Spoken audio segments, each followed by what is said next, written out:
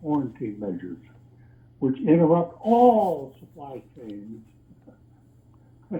You can imagine, as we've seen in extreme cases in China and in South Korea. Now, let me follow up on that really quickly because, speaking at the WHO on Tuesday, they said one of the, things that China did correctly was institute some of these quarantines and movement restriction policies to try and reduce and limit the spread of disease. Now, if we take a look at the quarantine on the Diamond Princess, which was the vessel that was docked in Yokohama, Japan, and how that spread among the people on board the ship there, and presumably, however, the virus is being spread in the city of Wuhan, which is the epicenter of this.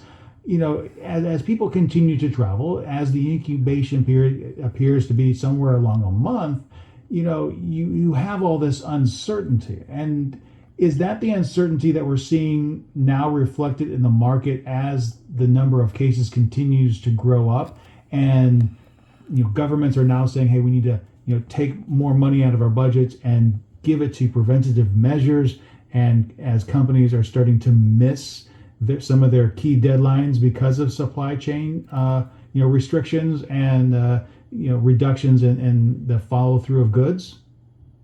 Oh, absolutely. We're seeing all that because without the test and the vaccine, which I mentioned, the only thing governments can do is interrupt interactions between people.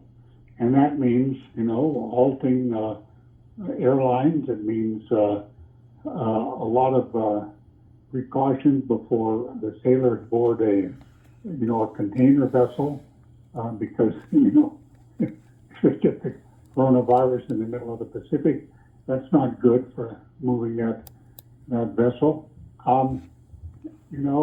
Ports where you get a lot of people working together, you're worried about that.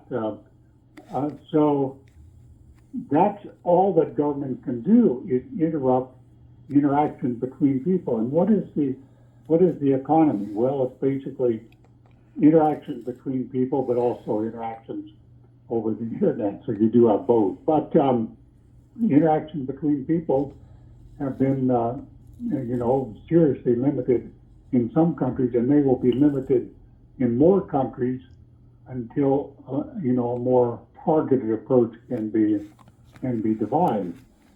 That was Gary Halfbauer with the Peterson Institute for International Economic speaking to our own Steve Miller. U.S. Senator Bernie Sanders was the target of his rivals for the Democratic presidential nomination in the latest televised debate held Tuesday in Charleston, South Carolina. Sanders has emerged as the national frontrunner after victories in the first three nominating contests. But his rivals contend that the Democratic Socialist would